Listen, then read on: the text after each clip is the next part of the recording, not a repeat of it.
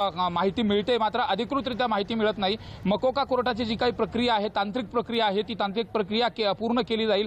मात्र एकंदरीत जर बघितलं तर वाल्मिक कराड याच्यावरती अगोदरचे जे काही 14 गुन्हे आहेत त्या 14 गुन्हे आणि त्यानंतर हा खंडणीचा गुन्हा झालेला आणि खंडणीतून हत्येचा गंभीर प्रकार घडलेला। ज्या पद्धतीने हे हायहोल्ट प्रकरण म्हणून महाराष्ट्रभर याची पूर्णतः चर्चा होत होती आणि संताप देखील व्यक्त केला जात होता। त्यामुळे एकंदरीत या प्रकरणामध्ये SIT 14 दिवसापासून चौकशी करत होती। चौकशी कसून करत असताना त्या संदर्भातल्या मकोकाच्या संदर्भातली जी प्रक्रिया आहे ती त्यांनी पार पाडून घेतलेली आहे का, त्याचबरोबर त्या मकोका न्यायालयामध्ये तशा पद्धतीचा अपील केले आहे का, हे देखील पाहणं महत्त्वाचं ठरणार आहे। मात्र SITचे अधिकारी असतील किंवा CIDचे अधिकारी असतील त्यांनी अधिकृतरित्या जरी माहिती दिली नसली तरी सुद्धा मोक्याच्या संदर्भातली जी कारवाई आहे, मकोका लावण्याच्या संदर्भातली जी कारवाई आहे ती वाल्मिक कराडावरती सुरू झाल्याच्या संदर्भातली सूत्रांकडून माहिती मिळते। नक्की सुरेश, तुर्तास धन्यवाद ही माहिती दिल्याबद्दल। एक महत्त्वाची बातमी येते, कराड समर्थकांनी, वाल्मिक कराडच्या समर्थकांनी परळी बंदची हाक दिलेली आहे।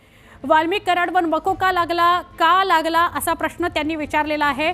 वाल्मिक कराडची आई, वाल्मिक कराडची पत्नी परळी पोलीस ठाण्यासमोर आहेत। सगळे समर्थक, कार्यकर्ते आणि नातेवाईक जमलेले आहेत आणि ते वाल्मिक कराडच्या समर्थनार्थ आंदोलनाला बसलेले आहेत। महत्त्वाची बातमी आहे, वाल्मिक कराड याच्यावर मकोका लागला का नाही लागला याबाबत अधिकृत माहिती येत नाहीये।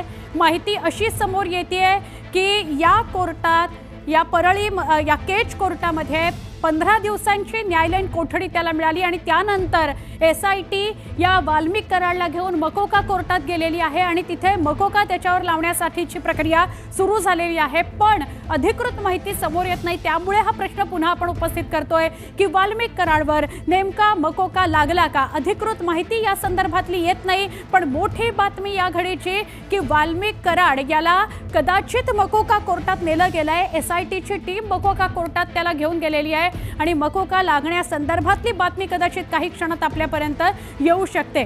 मकोकाबाबत अधिकृत माहिती समोर आलेली नाही। आमचे प्रतिनिधी सुरेश, आमचे प्रतिनिधी सिद्धार्थ गोदाम हे सगळे या बातमीवर लक्ष ठेवून आहेत। आत्ता आपण बघतोय त्याला केज कोर्टात हजर करण्यात आलेलं होतं आणि केज कोर्टामध्ये त्याला 15 दिवसांची न्यायालयीन कोठडी देण्यात आली, पण त्याला SITची टीम मकोका कोर्टात घेऊन गेलेली आहे। मकोका कोर्टामध्ये हे SIT कडून सांगण्यात आलं होतं की मकोका अंतर्गत त्याच्यावर कारवाई करण्याची परवानगी द्यावी आणि त्यामध्ये मकोकामध्ये त्याला टाकलं जावं आणि त्यामध्ये त्याला हत्येच्या संशयाने तपास करण्यासाठी त्याची कोठडी दिली जावी, त्याचा ताबा दिला जावा असं SITने तिथं म्हटलेलं आहे मकोकामध्ये, असं कळतंय। आता बघूया मकोका कोर्टातून काय अधिक माहिती येते। पण वाल्मिक कराड याला सध्या तरी 14 दिवसांची न्यायालयीन कोठडी मिळाल्याची बातमी येते। वाल्मिक कराडवर मकोका लागला का नाही लागला या संदर्भातली अधिकृत प्रतिक्रिया सुद्धा आपल्यापर्यंत येईल। एका बाजूला वाल्मिक कराडच्या भोवतीच आज दिवस सगळा फिरतोय की काय अशी शक्यता आहे, कारण एका बाजूला आपण बघतोय त्याची आई परळी पोलीस स्टेशनच्या बाहेर आंदोलनाला बसलेली आहे। ती थोडीशी अस्वस्थ झालेली आहे ही बातमी आल्यानंतर आणि त्याची पत्नी सुद्धा तिथे आहे। त्याच्याच बरोबर वाल्मिक कराडचे सगळे समर्थक आणि त्याचे नातेवाईक परळी पोलीस ठाण्याच्या बाहेर जमलेले आहेत। ही केज कोर्टातली दृश्य आहेत। केज कोर्टामध्ये वाल्मिक कराडला जेव्हा आणलं गेलं तेव्हाची दृश्य आहेत आणि त्याच्यावर 15 दिवसांची न्यायालयीन कोठडी त्याला सुनावण्यात आलेली आहे। आमचे प्रतिनिधी विशाल सुद्धा आपल्याला दृश्यांमध्ये बघायला मिळतात। विशाल, तुमच्याकडे या संदर्भातली काही माहिती आहे? तुम्ही खरं तर परळी पोलीस स्टेशन परिसरामध्ये आहात जिथे आई आंदोलनाला बसलेली आहे, पण मकोका संदर्भात अजून सुद्धा अधिकृत काही गोष्टी समोर आलेल्या नाहीत, काय अधिक सांगता येईल? ही एक्सक्लुझिव्ह दृश्य न्यूज 18 लोकमतवर विशाल काही क्षणासाठी थांबवते। आपण एक्सक्लुझिव्ह दृश्य बघतोय, वाल्मिक कराड याला घेऊन जातानाची ही दृश्य आहेत। केज कोर्टात हजर केलं तेव्हाची ही दृश्य आणि आता आम्ही तुम्हाला एक्सक्लुझिव्ह दृश्य काही क्षणात दाखवू टीव्ही स्क्रीनवर। ही बघा, ही दृश्य आहेत वाल्मिक कराडला घेऊन जातानाची, वाल्मिक कराड याला घेऊन जातानाची ही दृश्य आहेत। आमचे प्रतिनिधी सुरेश जाधव यांच्याशी बोलूया। सुरेश, काय अपडेट?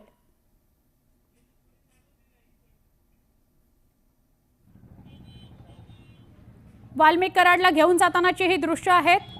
वाल्मिक कराड याच्यावर मकोका लागला का हे अधिकृत आपल्यापर्यंत पोहोचायचंय, पण वाल्मिक कराड याला SITची टीम मकोका कोर्टात घेऊन गेलेली आहे आणि मकोका त्याच्यावर लावला जाईल अशी माहिती आहे। आमचे प्रतिनिधी विशाल आपल्या सोबत आहेत। विशाल, काय अधिक माहिती? पोलीस ठाण्यासमोर जे सकाळपासून आंदोलन सुरू आहे या ठिकाणी मोठ्या संख्येने जमाव जमलेला आहे. जवळपास परळीचं मोठं मार्केट देखील आतापर्यंत बंद करण्यात आलेलं आहे. आपण वाल्मिक कराड यांचे समर्थक आपल्यासोबत आहेत, आपण त्यांच्याशी बोलणार आहोत. काय सांगाल मामा? एक मिनिट या 2 मिनिट. वाल्मिक कराड यांचे समर्थक आपल्यासोबत आहेत, काय सांगाल, काय प्रतिक्रिया आहे तुमची? हे परळी शहर वैद्यनाथ ज्योतिर्लिंगाचं एक 12 ज्योतिर्लिंगाचं एक ठिकाण आहे आणि या ठिकाणी नामदार धनंजय मुंडे साहेबांनी जे संतोष देशमुख यांची हत्या झालेली आहे ते सुरुवातीपासून सांगतात की तुम्ही जे कोणी आरोपी असतील त्यांना फासावर द्या, पण जाणीवपूर्वक वाल्मिक अण्णा कराड यांना या ठिकाणी मध्ये घालून त्यांच्यावर मोकोकासारखे त्यांच्यावरती आरोप करून आणि या सुरेश धस या परळीला बदनाम करण्याचं हे कटकारस्थान या ठिकाणी हे रचत आहेत. सुरेश धसांकडून वारंवार वाल्मिक कराड यांचं नाव घेतलं जाते, त्यांच्यावर थेट आरोप केले जातात, त्यांच्या प्रॉपर्टीच्या संदर्भातही टीव्हीवर बाईट दिल्या जातात. हे जाणीवपूर्वक एक षडयंत्र आहे यांचं हे की ह्यांना काय करायचं याच्यातून काय साध्य करायचं हे काही निकळायला मार्ग नाही. कुठल्याच गोष्टीमध्ये त्यांचा संबंध नसताना त्यांचा विश्वास भाजपाच्या महाराष्ट्राच्या अध्यक्षावर नाही, मुख्यमंत्र्यावर नाही, न्याय देवतेवर नाही, SITवर नाही, CIDवर नाही, मग ह्याला करायचं काय? आणि जाणीवपूर्वक या परळी शहराला बदनाम करण्याचं आणि जातीवाद निर्माण करण्याचं काम या ठिकाणी सुरेश धस करत आहेत.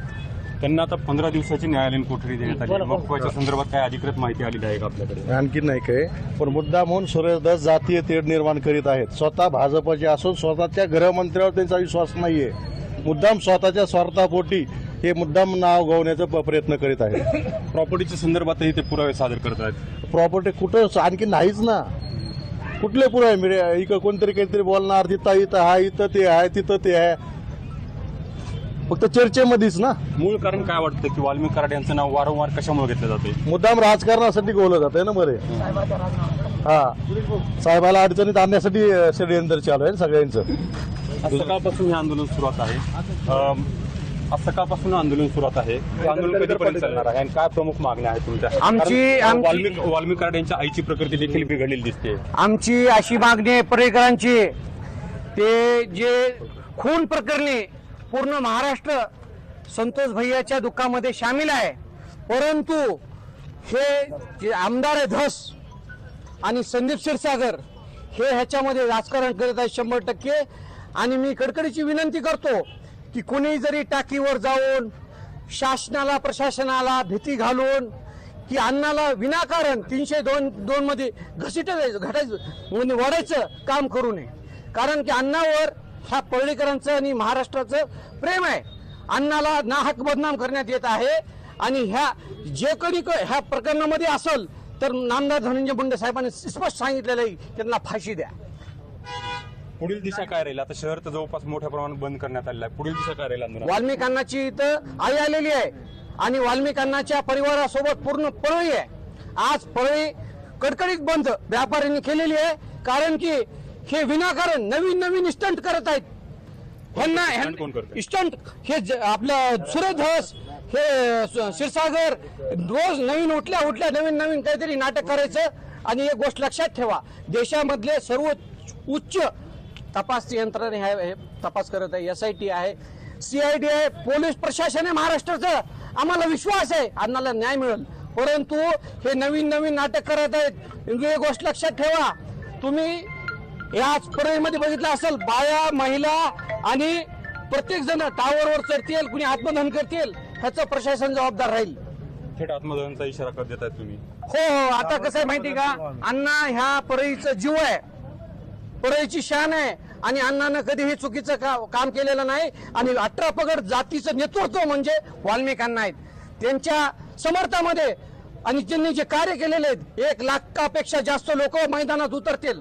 साहेब एकूणच वाल्मिक कराड यांच्या बोला. तपास यंत्रणेवर जर दबाव आणून जर असं होत असेल, कोणावर 302 किंवा 307, तर हे चुकीचं आहे. भारताचं संविधान समोर ठेवून पोलिसांनी आणि CID आणि SIT ने निर्णय घ्यावा, आम्हाला ते मान्य आहे.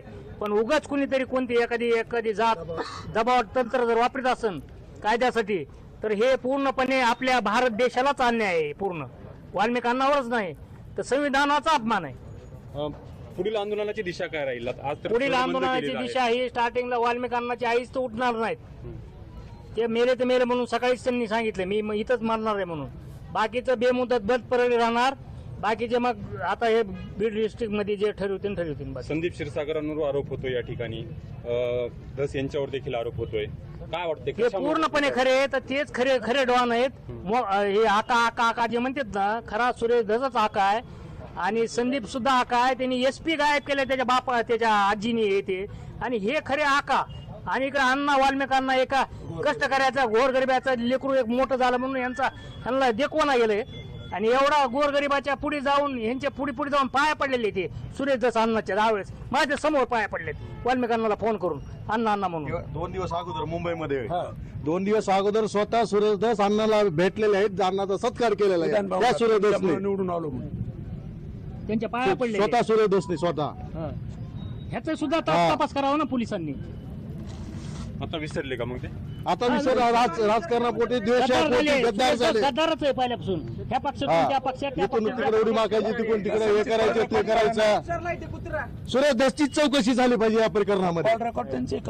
त्यांच्यावर आरोप झाले तर त्यांच्यावर बी चौकशी झाली पाहिजे सुरेश धस बरोबर. ते ऑनस्क्रीन येऊन संदीप क्षीरसागर असतील किंवा सुरेश धस असतील ऑनस्क्रीन येऊन आरोप करतायत, डॉक्युमेंट दाखवतायत.